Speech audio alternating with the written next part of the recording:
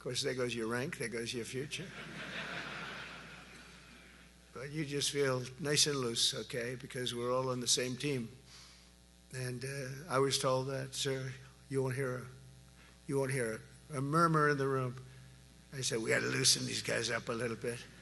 So you just have a good time. But I want to thank Secretary Hegseth and General Kane, General Raisin Kane for a reason, they call him that. When I heard his name, I said, you're the guy I'm looking for. The Joint Chiefs of Staff and so many others in this room who together represent the greatest and most elite fighting force in the history of the world, the United States military.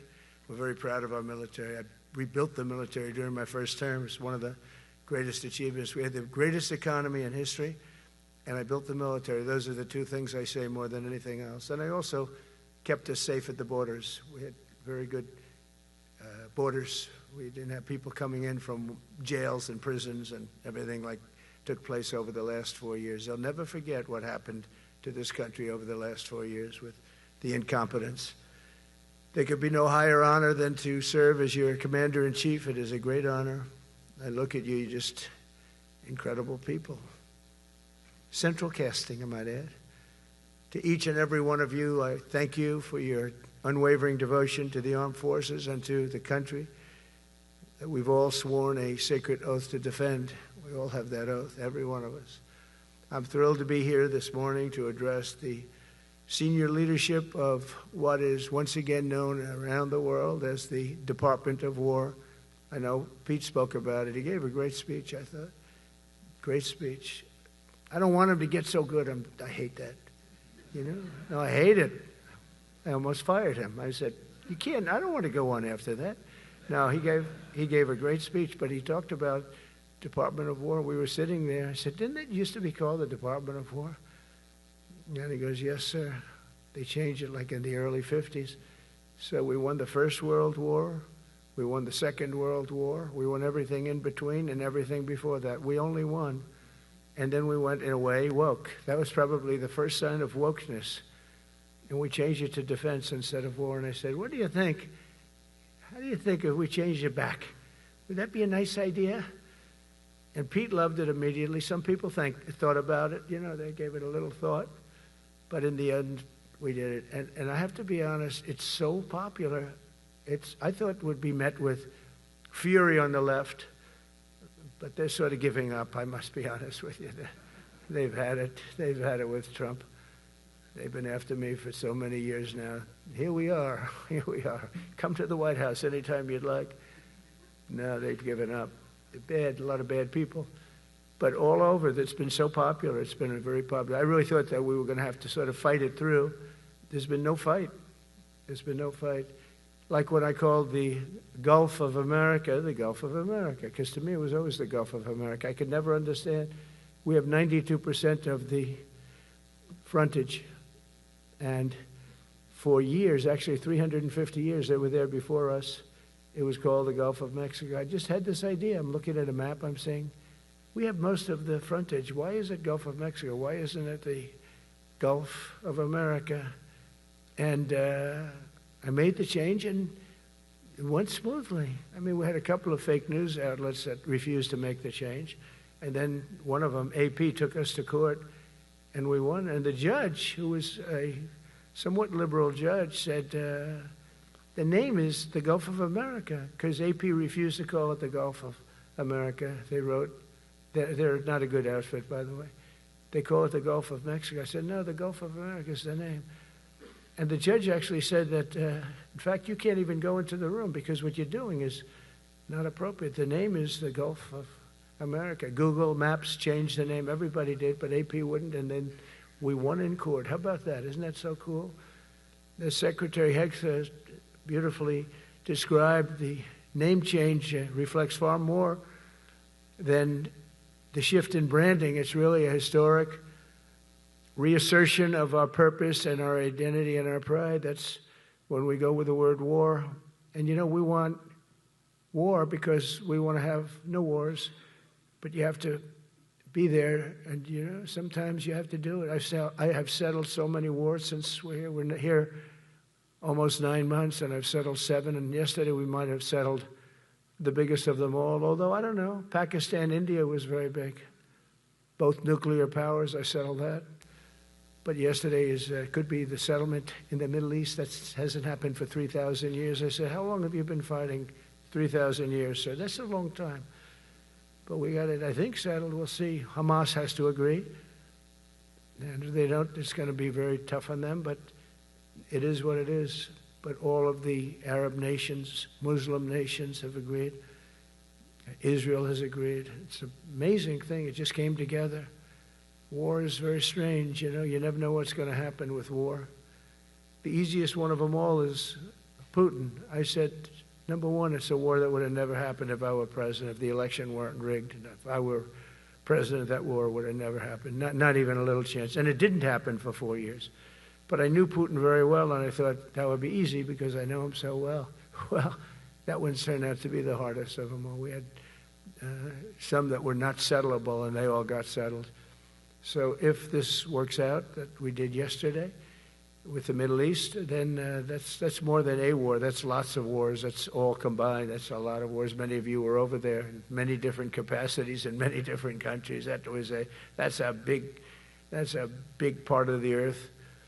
But if that works out, it would be 8+. I could give myself 2 or 3 for that one.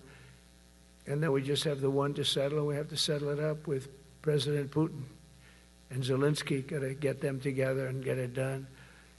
But the only way we can do that is through strength. I mean, if we were weak, they wouldn't even take my phone call. But we have extreme strength. We had the horror show in Afghanistan, which is really the reason I think that Putin went in. He saw that horror show by Biden and his team of incompetent people.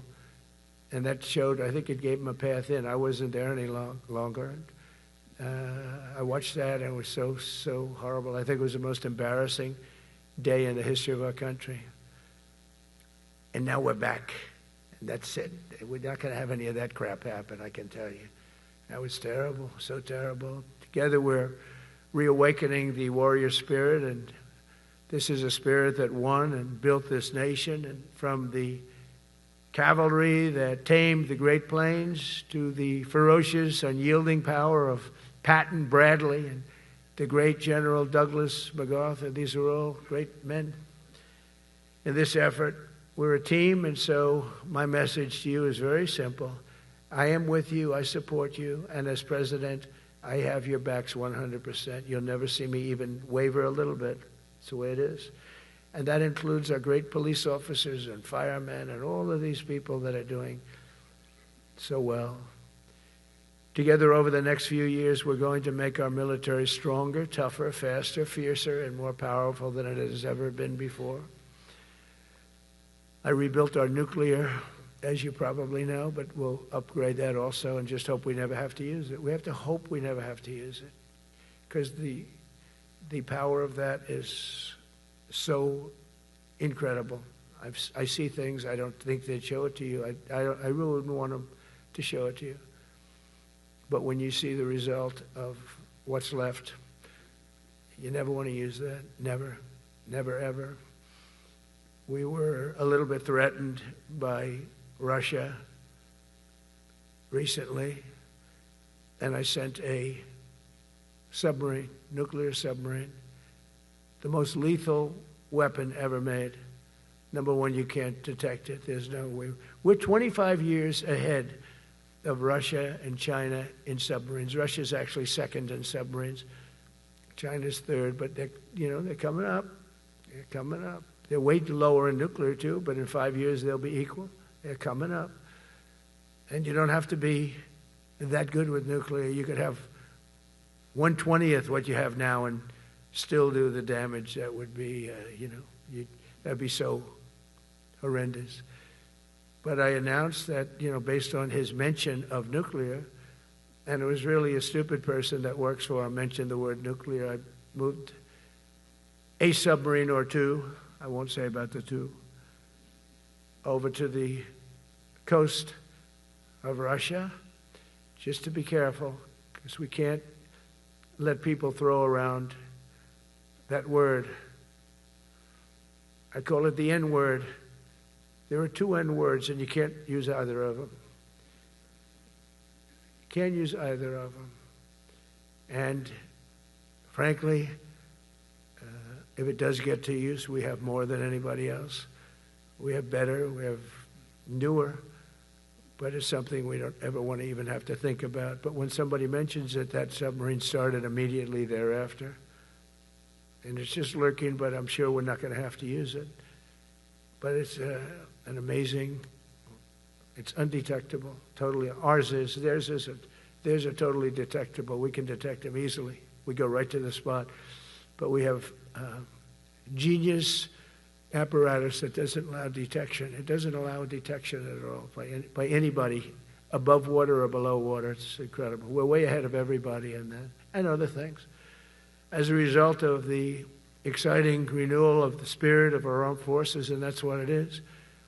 It's really reaching that spirit, unprecedented heights.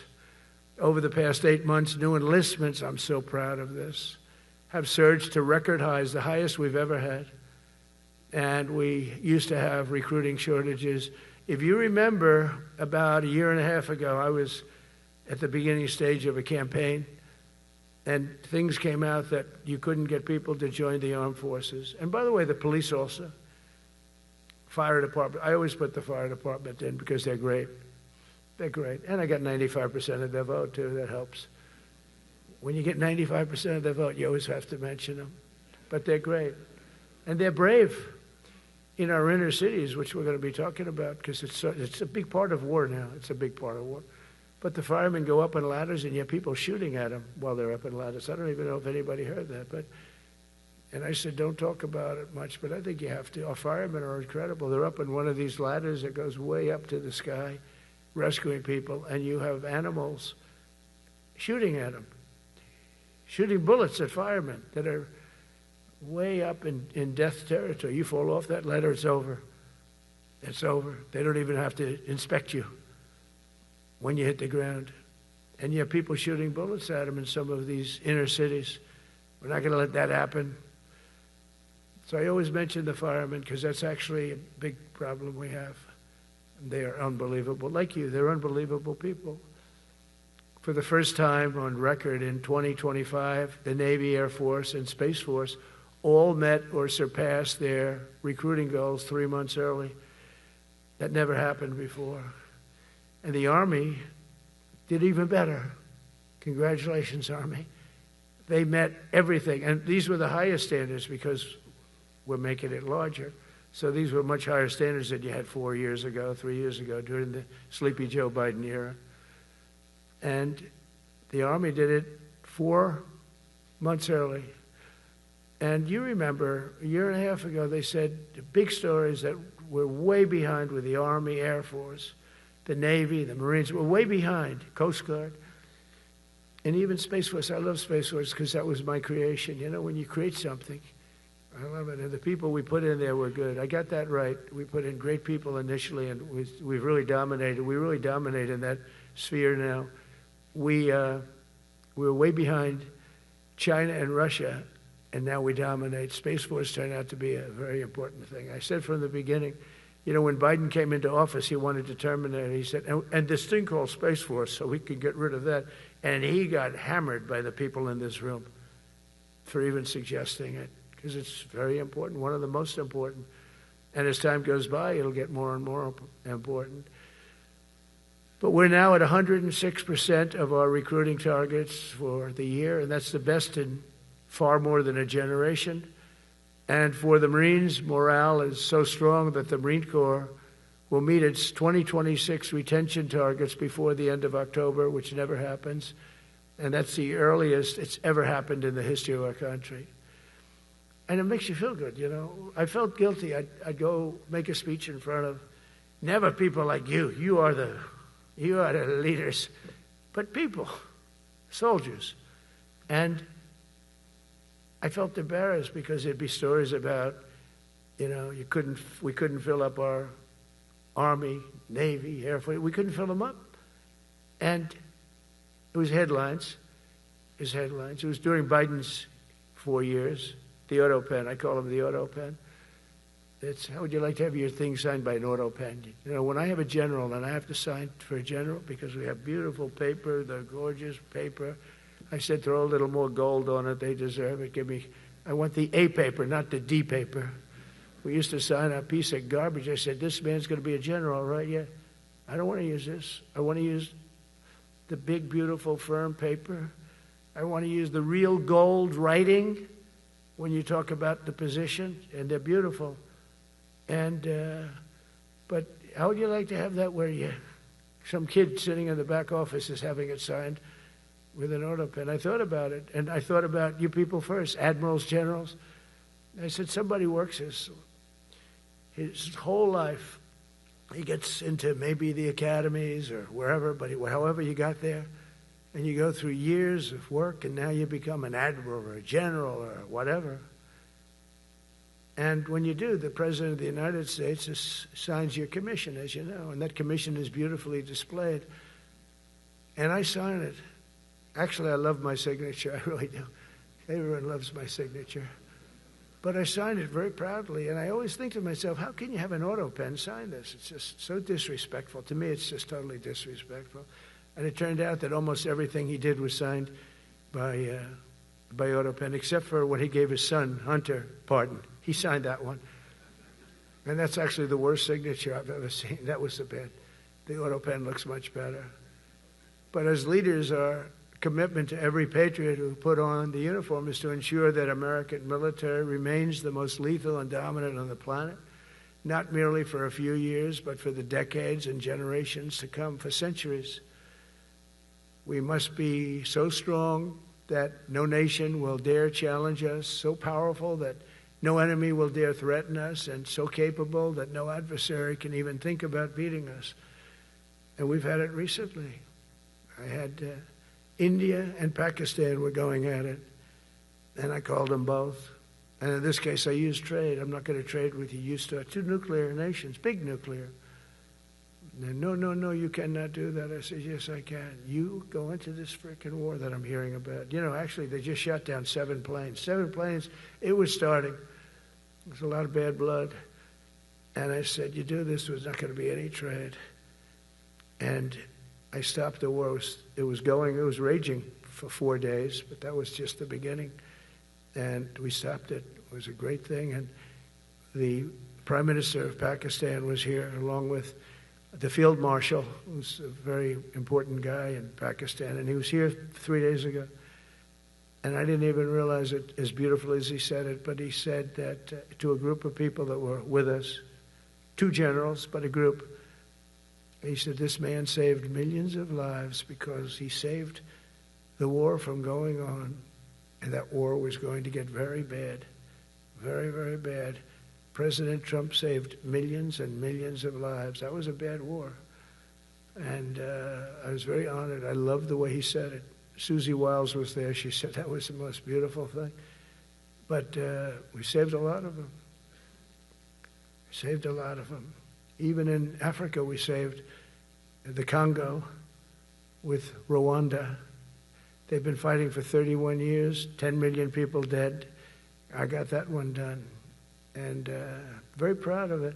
So if this works out, we'll have 8 in 8 months. That's pretty good. Nobody's ever done that. Will you get the Nobel Prize? Absolutely not. They'll give it to some guy that didn't do a damn thing.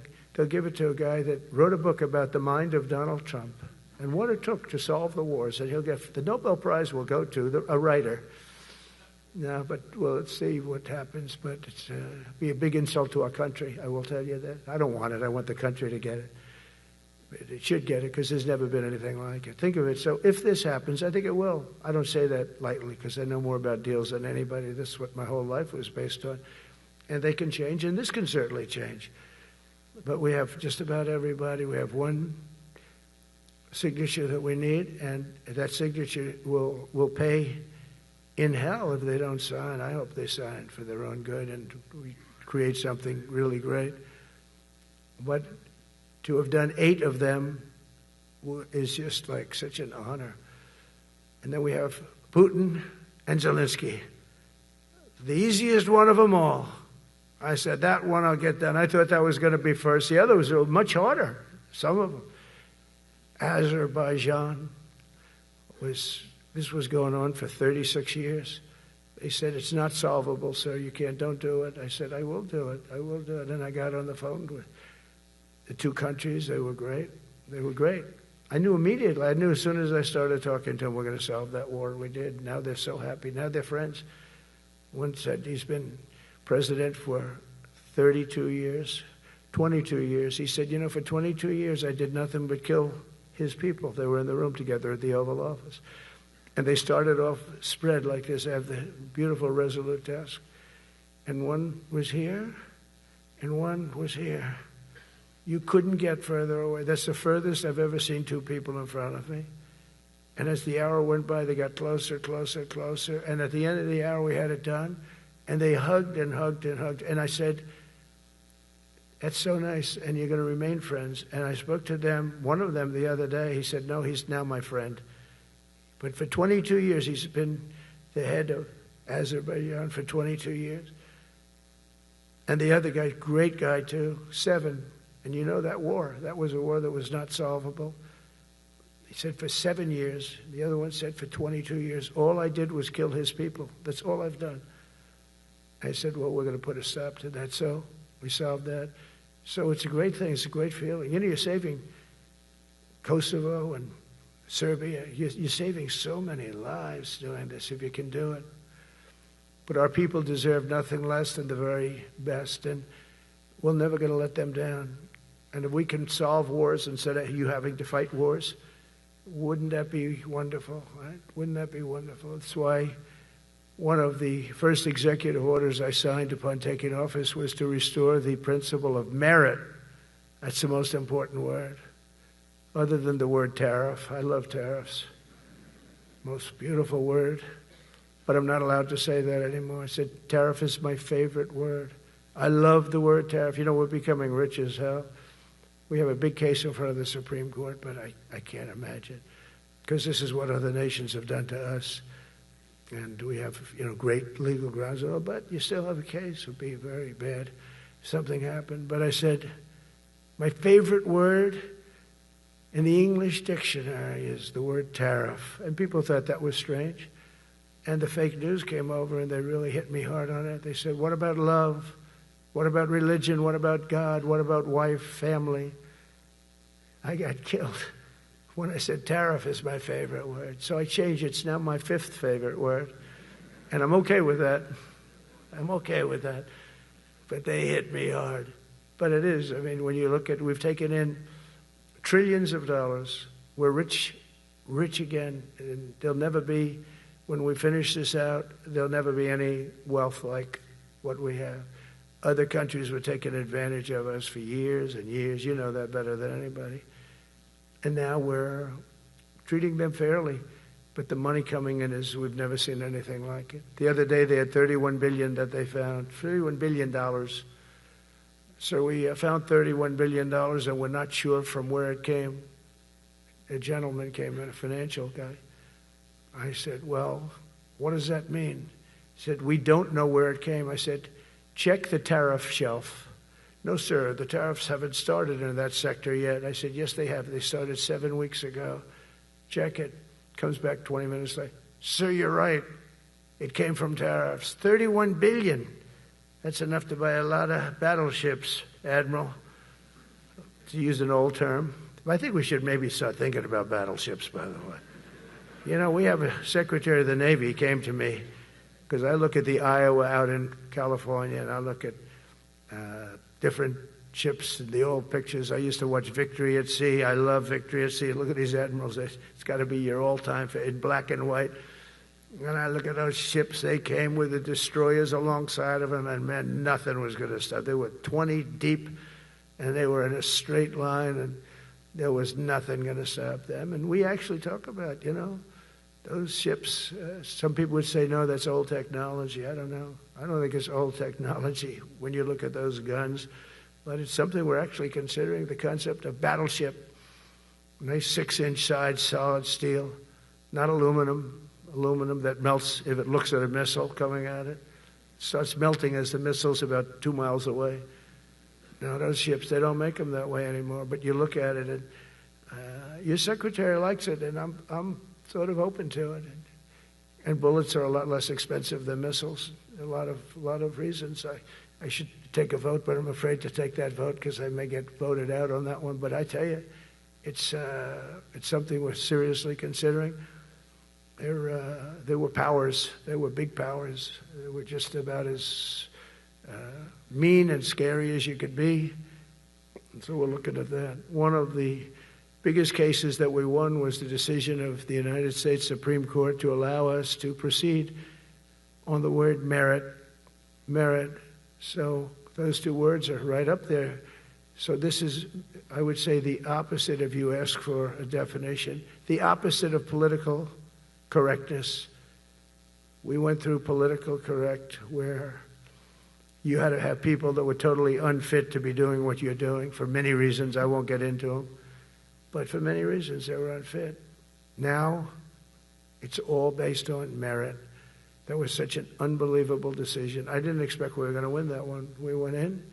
We said we need it. We went in for colleges, where kids with a C average are getting into the best colleges, and the kids with A averages won't get in. And kids with the highest boards and the highest marks or the best marks couldn't get into the best schools. And people that had not good boards and not very good marks, okay, but nothing special, they were getting into our best colleges. I said, this is just crazy. You can't run a country like this.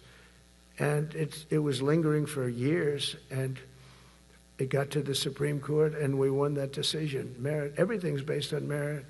You're all based on merit. We're not going to have somebody taking your place for political reasons because they are politically correct, and you're not. We take the people that are going to do the best job. That's all. It's very simple. And that's the way our country was built. We were built on merit. We got away from it for a long time. And everyone understands it. And it was done. It was approved. I give great credit to the Supreme Court because I thought they had tremendous courage. I didn't think they'd do that. That was tremendous. I give them maybe for that decision almost more than anything because it's a hard decision to make. It's really hard. The apparatus of our country was not set up for merit. It was set up for political correctness. And you can never be great if you're going to do that. And we're going to be greater than we ever were before. We're bringing back a focus on fitness, ability, character, and strength. And that's because the purposes of American military is not to protect anyone's feelings. It's to protect our republic, and it's the republic that we dearly love. It's to protect our country. We will not be politically correct when it comes to defending American freedom, and we will be a fighting and winning machine. We want to fight, we want to win, and we want to fight as little as possible. You have to count on people like me to keep you out of wars because we don't want to go into wars. Many of the wars that I just told you about, we could have entered those wars and settled them in a different way, lose a lot of our troops. And we could have settled them, I guess, differently. Maybe not, actually. Actually, you might not have been able to settle them. We just would have been in the middle of a lot of firepower. But when we do need it, you're going to be so ready. And you know it. But very importantly, with that goal in mind, I've committed to spending over $1 trillion on our military in 2026, and that's the most in the history of our country. $1 trillion. That's a lot of money. I hope you like that. Ma'ams and sirs, I hope you like it. That's a hell of a lot of money. We have the best of everything. Every branch is seeing major investments, and as I announced in the Oval Office in March, we are rapidly moving forward with the first ever 6th generation fighter jet. I didn't name it. I did not name it. Boeing came in and they said, sir, this is our submittal. It's the greatest fighting jet ever done. And they're testing all these planes. All the companies are testing, and this one tested like through the roof. And they said, we'd like to name it the F-47. I said, all right, let me think about it. Then after thinking for about 2 seconds, I said, okay. You know what that means, 47? I'm 47. So I'm 45, 46, and 47, if you think about it. I just don't want the credit for 46. I don't want to have their open borders and people coming in from all over the world, including jails and mental institutes. I don't want that on my record, but I like having it. We're investing tens of billions of dollars in modernizing our nuclear deterrence capabilities like never before. And we've begun construction on what we call the Golden Dome missile defense shield. It'll be the most sophisticated in the world. You watched it do well until they had some problems at the end with a little bit of a lack of ammunition, defensive ammunition, but they've got that taken care of. But I tell you, it's what we're doing is so good, and we deserve it. We help other countries with it. We don't have it ourselves. And Canada called me a couple of weeks ago. They want to be part of it. To which I said, well, why don't you just join our country? You become 51, become the 51st state, and you get it for free.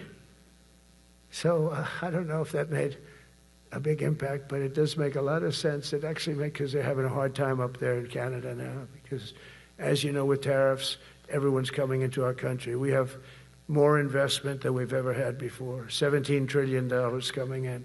As an example, in 4 years, Biden didn't have $1 trillion. We have $17 trillion more than that in 8 months coming in. And they're coming in from Canada, Mexico, from Europe, from all over. AI, auto plants. Everybody's coming back to the United States. Under my budget, we will be expanding the U.S. Navy by at least 19 ships next year, including submarines, destroyers, assault ships, and more. And it's going to be much more than that as we go along, because we basically don't build ships anymore. We do build submarines, but we don't build ships.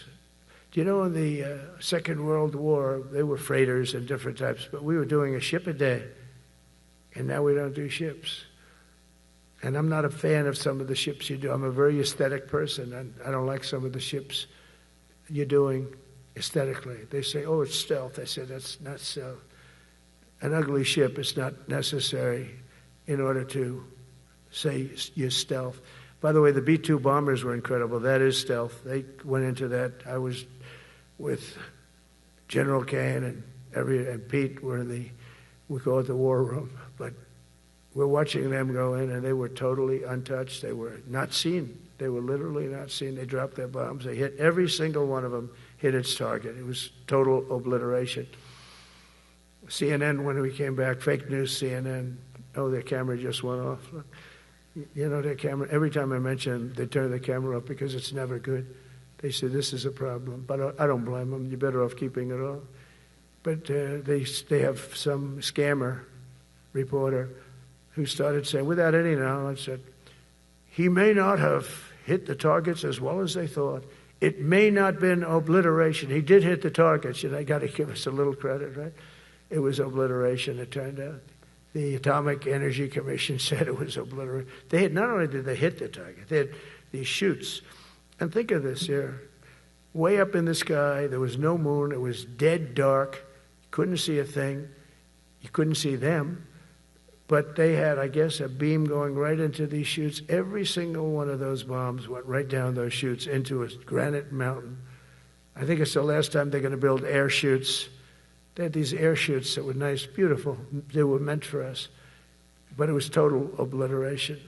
And now they give us credit for that. But these people were phenomenal. I tell you, for the Air Force people here, you can be very proud. That B-2, we just ordered a lot of new ones and updated ones, but I'd take the other ones. Let me tell you, they couldn't have worked any better. So they flew for 37 hours total, back and forth, no stops, no nothing. We had 52 tankers loading them up. And that's a job I wouldn't necessarily want too much, flying a tanker, loaded up with hundreds of thousands of gallons of fuel. I don't know if I'd do that job. I asked the question, what happens if it gets hit? Sir, you don't want to know about that, right? I don't want to know about that. But those guys, they just hear us. They're incredible. I had them all to the Oval Office.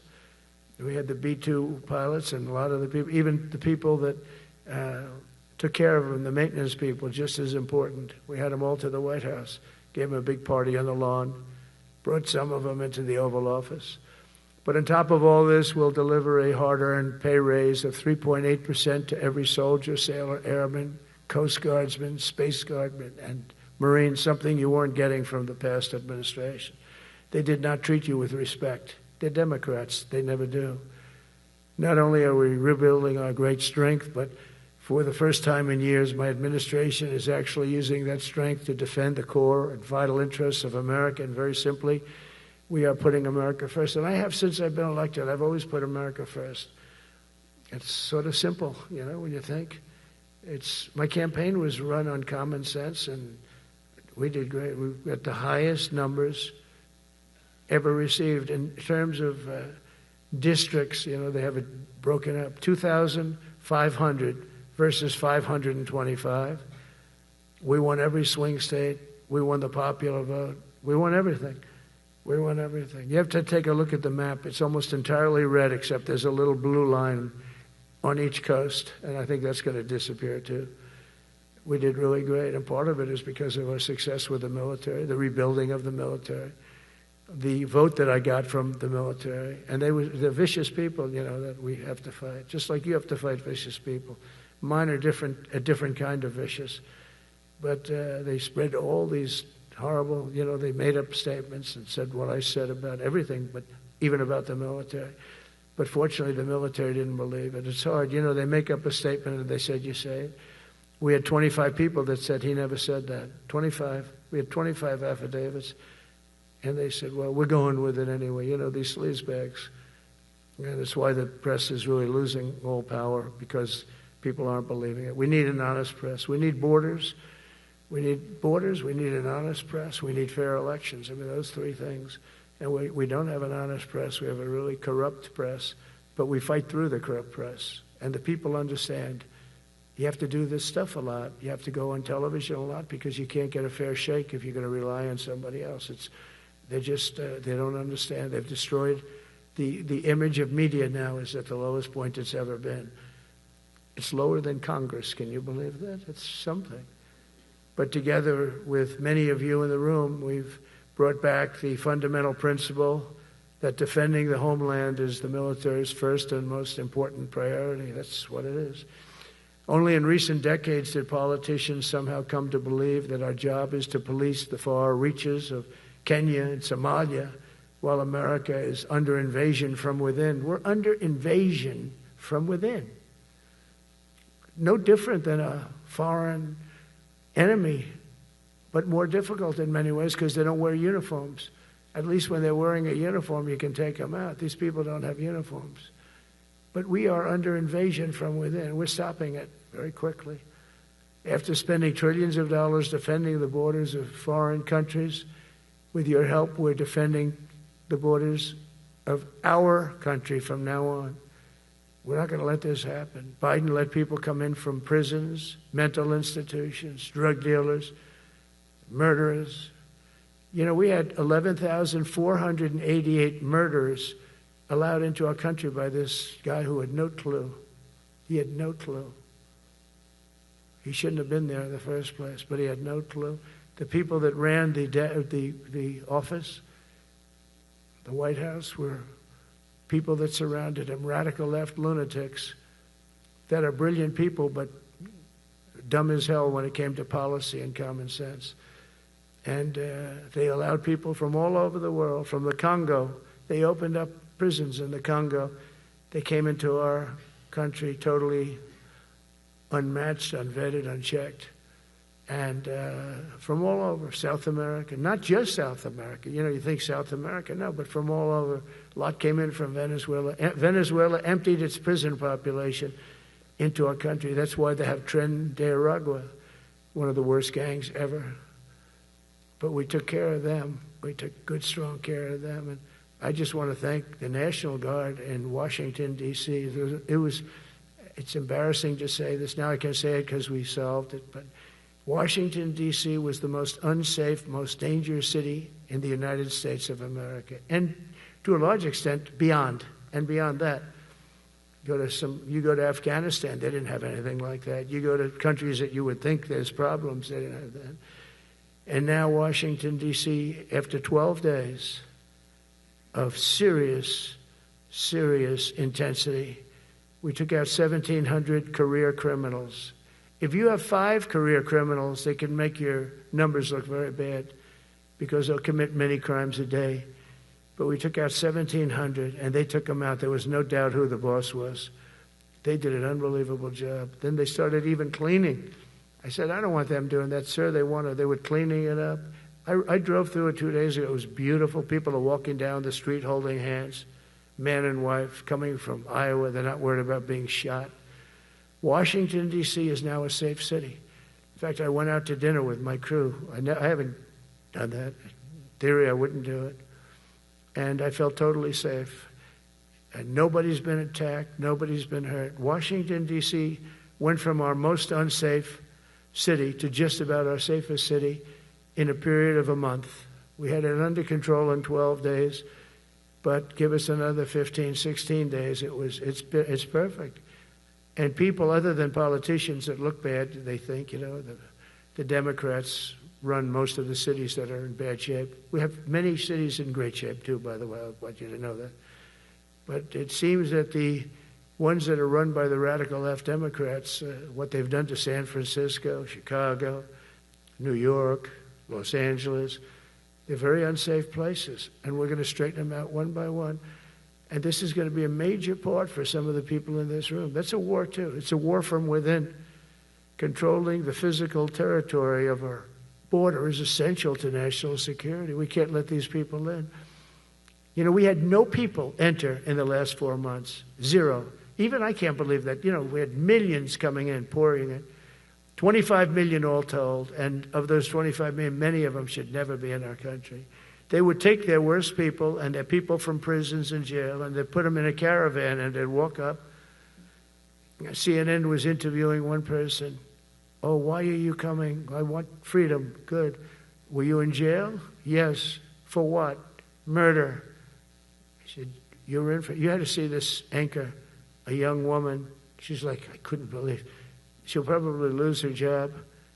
But because the left doesn't want to hear that. But we're running it based on common sense and based on love of our country. But I want to salute every service member who has helped us carry out this critical mission. It's really a very important mission. And I told Pete, we should use some of these dangerous cities as training grounds for our military, National Guard, but military. Because we're going into Chicago very soon. That's a big city with an incompetent governor. Stupid governor, stupid. They threw him out of his family business. He was so stupid. I know the family. He becomes governor. He's got money. Not money that he made, but he ran for governor, he won, and now he criticizes us all the time. And last week they had 11 people murdered, 44 people shot. The week before that they had 5 people murdered, 28 people shot. Every weekend they lose 5, 6. If they lose 5, they're considering it a great week. They shouldn't lose any. You shouldn't lose any. This is civilization. And he's always up there saying, we're in very good shape. We don't need the military. No, they need the military desperately. How about Portland? Portland, Oregon, where it looks like a war zone. And I get a call from the liberal governor. Sir, please don't come in. We don't need you. I said, well, unless they're playing false tapes, this looked like World War II. Your place is burning down. I mean, you must be kidding. Sir, we have it under control. I said, you don't have it under control, Governor, but I'll check it, and I'll call you back. I called her back. I said, this place is a nightmare. It's certainly not the biggest, but it's one of the worst. It's brutal. They go after our ICE people, who are great patriots and tough job too, but they love it. They love it because they're cleaning up our country. And so you look at some of the things where they took over parts of Seattle. They actually took over a big percentage of Seattle. Think of that. You remember that. That was a while ago. And I sent in the troops, and they were gone. As soon as I sent them in, when we send in the troops, if you have a real leader that says you got to do what you have to do, I put that out the other day. You got to do what you got to do because we don't want our people hurt as they stand by. I was watching during Biden, there were troops standing up like this, brave, standing up at attention, the way I should stand all the time. And I'm like this, and people are standing, and their mouth is this far away from their mouth, and they're spitting at him, and they're screaming at him. And that soldier standing there, he wants to knock the hell out of the person, but he's not allowed to do anything. So they just stand there, and they get abused. And a woman was this far away from his face, and she starts spitting in his face, and he's not allowed to do anything. If it's okay with you, generals and admirals, I've taken that off. I say, they spit, we hit. Is that okay? I think so. They spit, it's a new thing. They spit, we hit. How about the cars, where the cars are coming out? They get brand new cars, Border Patrol, ICE, beautiful, nice new cars. And they're driving along, and they have to go through a gauntlet of rocks being thrown at the car. So here's this beautiful brand new car. By the time it goes 100 yards, it's destroyed. These guys have pretty good arms, some of them. And they're throwing bricks at full force into the window and into the car. It looks like it's a war zone. And I said, never let that happen again. From now on, if that ever happens, and I say it here, you get out of that car and you can do whatever the hell you want to do. Because those people are you can die from that. Those bricks go through the windows. You can die. They'd like it to. They'd like it to go through the window. But this was a couple of months ago. They just kept driving, and bricks are hitting the car. And I said, why aren't they stopping? Because they were under orders from the past administration, never stop. But that's different with us. We stop. And since I gave that order, we haven't had that problem. It's very interesting. It's amazing. It's just like in Venezuela. You've seen the boats going. We can't find any more boats. They're carrying drugs, massive. Every boat kills about 25,000 people. That's what they have. They had fentanyl mostly and a lot of other drugs. And we take them out, and we've taken out 4. So, and it's on air. Everybody gets to see it. Not that we like to do that, but every boat kills 25,000 on average. 20. Some people say more. You see these boats, they're stacked up with bags of white powder. That's mostly fentanyl and other drugs too. And now we have a problem. General Kane says, sir, there are no boats out there. Not even fishing boats. They don't want to go fishing. I don't blame them. There'll be no fishing today. But it's amazing what strength will do, because all we want to do is stop drugs from flowing into our country. It's destroying. We lost 300,000 people died last year. Everybody knows friends, many friends probably, that you lost a child, or adults too, but you lost a son or daughter because of what's coming into our border. And we're making it very hard. Oh, and we haven't even started yet. Last month I signed an executive order to provide training for quick reaction force that can help quell civil disturbances. And this is going to be a big thing for the people in this room, because it's the enemy from within, and we have to handle it before it gets out of control. It won't get out of control. Once you're involved at all, they all joke. They say, oh, this is not good. You saw it in Washington. We had gangs of Tren de Aragua with 10, 12, 15 kids, and these military guys walk up to them, and they treat them with disrespect, and they just got pounded. They just got pounded. The gang just pounded. Then thrown into paddy wagons and taken back to their country. Some are so dangerous we don't want to even do that, because we don't want to. Some of stone cold murderers, we don't have the confidence. Even though they're not coming back very easily, we don't have the confidence. We put them in jails. But these service members are following in a great and storied military tradition, from protecting frontier communities to chasing outlaws and bandits in the Wild West. And our history is filled with military heroes who took on all enemies, foreign and domestic. You know that phrase very well. That's what the oath says, foreign and domestic. Well, we also have domestic. George Washington, Abraham Lincoln, Grover Cleveland, George Bush, and others all used the armed forces to keep domestic order and peace. Many of our leaders used the military to keep peace. Now they like to say, oh, you're not allowed to use the military. And you know what the people say? The people in those cities where they're being raped and shot and beat up, You know what they say? We love the military. You ever see where they interview the people on the street? I've never seen somebody say they don't, unless they're radical and paid off, because a lot of these insurrectionists are paid by, whether it's Soros or other people, but they're paid by the radical left. So today I want to thank every service member from general to private who has bravely helped us secure the nation's capital and make America safe for the American people. It's amazing. The whole world is watching. Everybody in the White House, they come up to me, young women, sir, thank you. I know immediately what they're thinking. They don't have to say it. They walk to work now to the White House. We haven't had a crime in Washington in so long because we got the careers. We call them the careers. We got these lunatics out, and they'll never be any good. You know, I hate to tell this to the liberal media. You could spend time with them. You could do whatever you want. You could send them to the finer schools, which they couldn't get into anyway, mentally. They couldn't get in, but no matter what you do, they'll never be good. They're bad. They're career criminals. I don't know, maybe they were born that way. Some people don't like me to say that, but maybe they were. Certainly some were. Together with the leaders here today, we're also restoring a needed focus on defeating threats in the Western Hemisphere. Throughout this region, cartel terrorists have been allowed to wage a relentless campaign of death and destruction on our country, all because we had weak leadership on top. And we did a great job with it first term, but this is something else what we're doing now. We're taking it to the next level, probably next level times 3.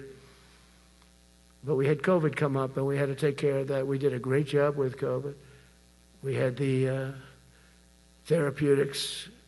It was just Regeneron. So many things we did for COVID. But we had to focus on that, and every other country in the world was being decimated by COVID. So we had to change gear a little bit to take care of that. But under our leadership, the military is now the knife's edge in combating this sinister enemy. We have to put the traffickers and cartels on notice, and we've done that. And we put them, a lot of them, we've called them a terrorist organization, which is actually a big thing to do. Nobody's done it, but I've done it with a lot of them. It gives you a tremendous advantage. If you try to poison our people, we will blow you out of existence, because that's the only language they really understand. That's why you don't see any more boats on the ocean. You don't see any boats. Around Venezuela, there's nothing. As president, I will never hesitate to defend our people from threats of violence, from the horrible plague that's taking place from within. The Iran nuclear power, the Iran, all of the great power that we thought existed, we blew it out to kingdom. We took advantage of it, and we just really took advantage of it, and it was a beautiful thing to see, and that's what military power can achieve. That's why I chose Raising Cane. He's fantastic, by the way. I hope you all agree. If anybody disagrees, could I please have your hand? Who disappears at Raising Cane is no good? Just raise your hand. I don't see any hands raised. All right. That means you're okay. That means that he's okay now, but I saw his results. You know, he took out ISIS. I was told it was going to take 4 years. It took 4 weeks. I went to see him, and he took him out in 4 weeks, knocked him out, knocked him to hell. And I was told by military people it was going to take 4 to 5 years to do it. And I don't even know if we'll have it then, sir. These were the Washington generals. I call them the television generals. But Raising Cane did it in 4 weeks, took out 100% of the ISIS caliphate. As a result of these actions and many others since my inauguration, we're witnessing the triumphant return of peace through strength. We have great peace through strength. America is respected again as a country. We were not respected with Biden. They looked at him falling downstairs every day. Every day the guy's falling downstairs. He said, it's not our president. We can't have it. I'm very careful, you know, when I walk downstairs, like I'm on stairs, like these stairs, I walk very slowly. Nobody has to set a record. Just try not to fall, because it doesn't work out well. A few of our presidents have fallen, and it became a part of their legacy. We don't want that. You walk nice and easy. You don't have to set any record. Be cool. Be cool when you walk down, but don't bop down the stairs. So one thing with Obama, I had zero respect for him as a president, but he would bop down those stairs. I've never said, da-da, da-da, da-da, bop, bop, bop. He'd go down the stairs, wouldn't hold on. I said, it's great. I don't want to do it. I guess I could do it. But eventually, bad things are going to happen, and it only takes once. But he did a lousy job as president. A year ago, we were a dead country. We were dead. This country was going to hell. We were dead in every way, from immigration to military. We didn't have the weapons. We were given everything to Ukraine. We had nothing. And by the way, I have to tell you, now, as you know, I went over and I met with NATO, and NATO raised from 2 to 5, which everyone said 5% of GDP. Millions and now trillions of dollars are pouring in. They didn't pay the 2% because they know we were there to pay it. And now they paid the 5%. That's trillions of dollars. And we're not spending any money on that war, not 10 cents. We sell our equipment to NATO. NATO pays us for the equipment, and they give it to Ukraine or whoever they give it to. But they can keep it. But we're not involved. We have no money going out. Biden gave $350 billion. Not sustainable. $350 billion. And we have a war that should have never started. But we're not doing that anymore. So I just want you to know we're selling equipment. Our people are buying equipment. They are buying the equipment at full price, a fair price. So I don't want to say we're making money because I don't want to be making money on a war. It's too many people dying. They're losing 7,000 soldiers a week. A lot of them are Russian soldiers, but between the two countries, mostly soldiers, by the way. Sometimes, in Kiev, they'll lob a missile in or some drones in, kill some people. But mostly it's soldiers. Russia and Ukraine are losing 7,000 souls. And, they're not American. They're not us. They're not you. We have a special obligation. But they're soldiers. They're young people. They leave their parents. They wave goodbye. And then 2 days later, they're blown up so unnecessarily. And so that's the primary reason I want to get it done. We got to get it done. It's crazy what's going on. That's the worst war that there's been since World War II. The number of soldiers that are being killed there is just crazy. From 5,000 to 7,000 soldiers die a week. Think of that. So I think we'll get that done. But that's turned out to be the toughest one. I'm so disappointed in President Putin. I thought he would get this thing over with. He should have had that war done in a week. And I said to him, you don't look good. You're 4 years fighting a war that should have taken a week. Are you a paper tiger? And it's a shame. But I think eventually we'll get that one done, just like in theory, I want to knock on wood, because you never know. It's like we're going to have the Middle East done, which is actually a much harder thing to do. Thousands of years. But we have to get that war done. So now just think of it, we're a dead country. I was with the King of Saudi Arabia, a great guy. I was with the Emir of Qatar. I was with the great leadership of UAE. I was over there. We brought back $2 trillion and more. They ordered 200 planes, Boeings. They ordered so much, and they were great. But they all said essentially the same thing. They said, 1 year ago, you were a dead country, and now you're the hottest country anywhere in the world. We're the hottest country in the world right now. The absolute hottest country in the world. There's nobody even close. Putin said that to me. We met in Alaska, had a good meeting. Then he went back and started sending drones into Kiev. I thought we had a good meeting. But it's one of those things. But we were a dead country a year ago. And now we're the hottest country anywhere in the world. Think of that. You can be proud of that. And you must have felt like hell when you have a wife or a husband at home and you used to read the numbers that we can't get people to join the Army, Navy, Air Force, Marines, Coast Guard. You must have felt like, I have a job that nobody wants. That doesn't feel good. Well, now you have a job that is brimming over with people wanting it. They want it. And you're able to get a much higher quality because now you have your choice. You know, you want so many, and we're going to have many, many people that aren't going to be able to join because of the fact that we don't need them at this moment. But think of it, what a difference that is from, I could just imagine 2 years ago, you're reading front page articles in the New York Times, of course, and Wall Street Journal. They always give us unfair stories. But they played it so big. They were playing it so big. Nobody wants to join the Army, the Marines, the Air Force. They don't want to join. They don't want to join the Coast Guard at all.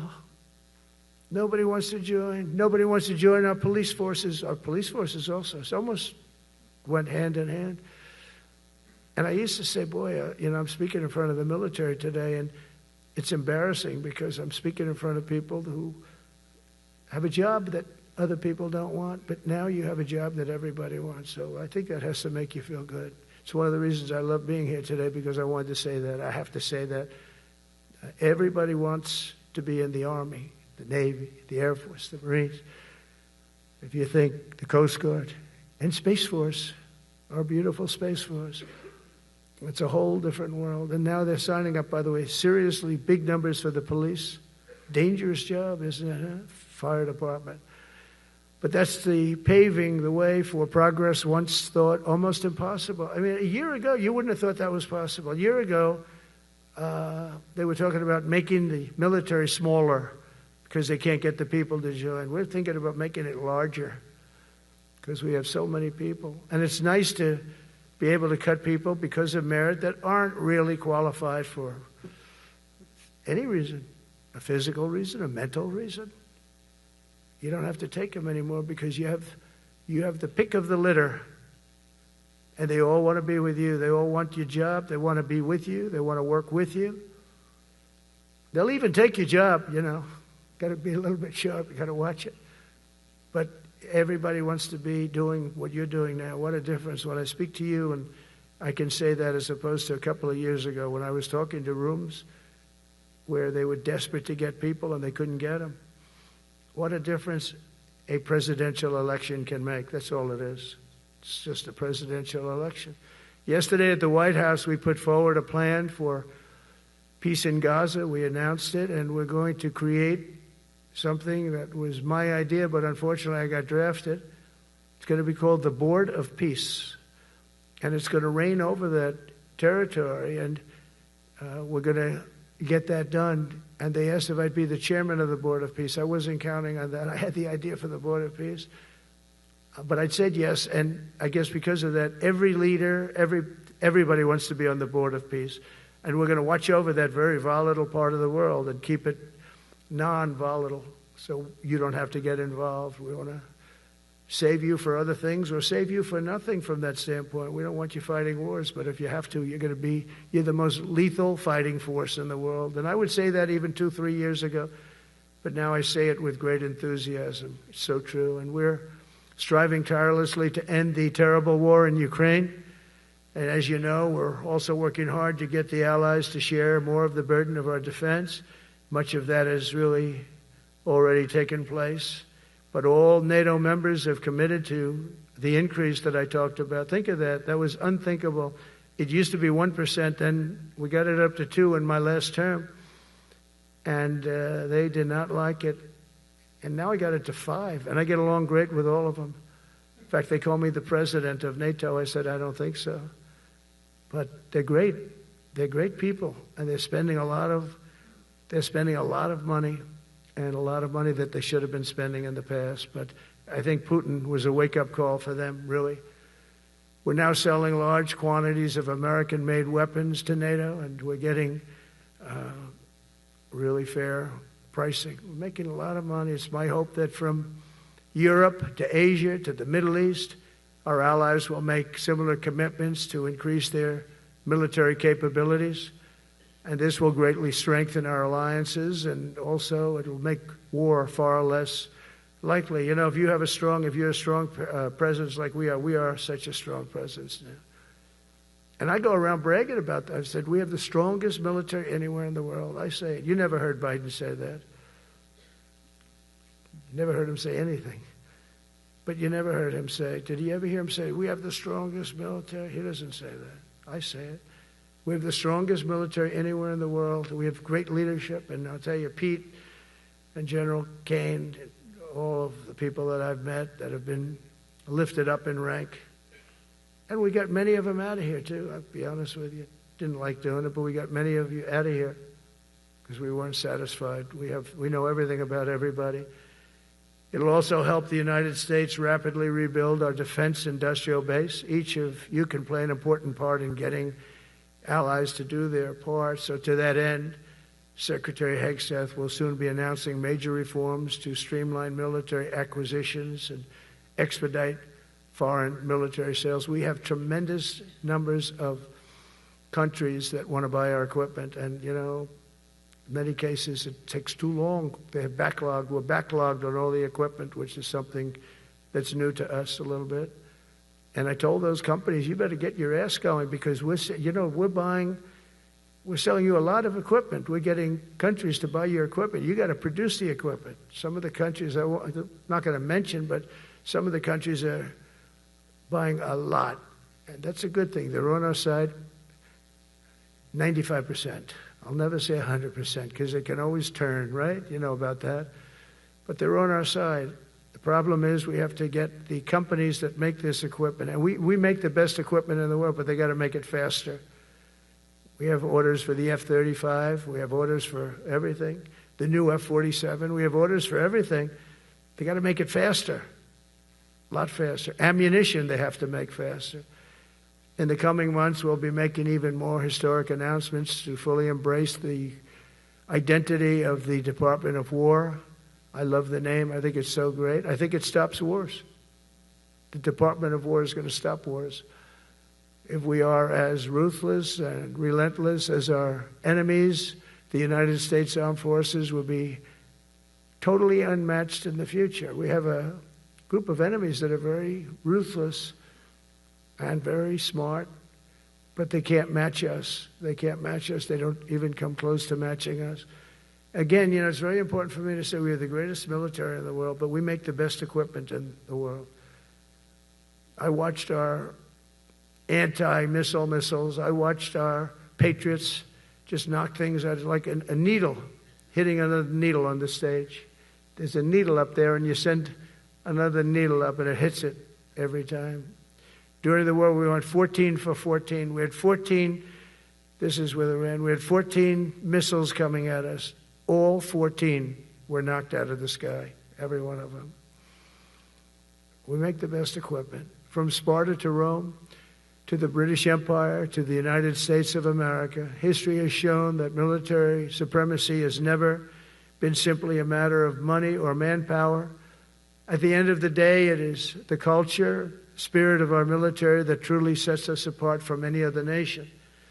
Our ultimate strength will always come from the fierce people and those brilliant people with such pride and the unbending will and the traditions of excellence that have made us the most unstoppable force ever to walk the face of the earth. And that's what we are.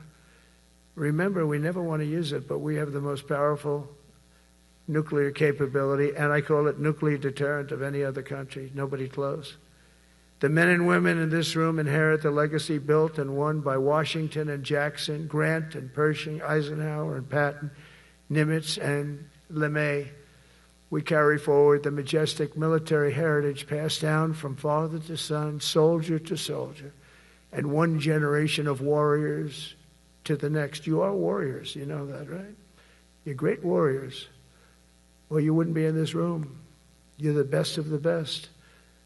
From Concord Bridge to Fort McHenry, from Gettysburg to Manila Bay, from Normandy to Sicily, and from the jungles of Vietnam to the dusty streets of Baghdad, America's military has charged into hellfire, climbed up jagged mountains, crossed roaring oceans, and thundered across open deserts to defend our flag, our freedom, and our homeland. Nobody does it like you. Now we are discovering American muscle, reasserting American might, and beginning the next story chapter in American military legends and lore. That's L-O-R-E. It is lore. When it comes to defending our way of life, nothing will slow us. No enemy will stop us. They cannot stop us.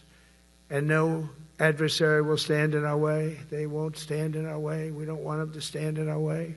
We don't want to even put them in that position, but they're not going to stand in our way ever again. You'll never see 4 years like we had with Biden and that group of incompetent people that ran this country that should have never been there. Because we had the United States military, the best, the boldest, the bravest that the world has ever seen, that the world has ever known. With leaders like we have right here in this beautiful room today, we will vanquish every danger and crush every threat to our freedom in every generation to come, because we will fight, fight, fight, and we will win, win, win. I want to just thank you once again, and God bless the United States military, and God bless America. God bless you all. Thank you very much. Thank you.